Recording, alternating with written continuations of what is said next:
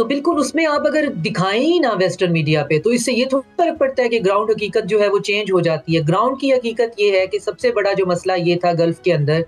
कि हमने और गल्फ़ कंट्रीज़ का एक जो प्रॉब्लम क्रिएट करवाया हुआ था इज़राइल ने ईरान के साथ और गल्फ़ कंट्री को ये कहा हुआ था कि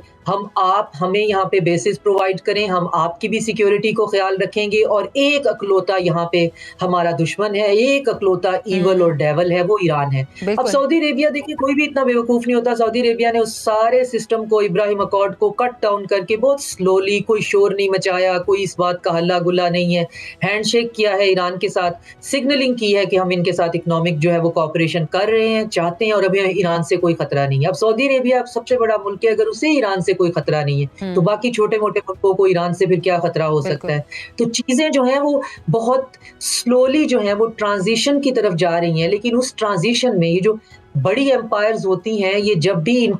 इन्होंने ढहना होता है, उस ट्रांज़िशनल पीरियड में ये बहुत तबाही और बर्बादी मचाती हैं और यही अच्छा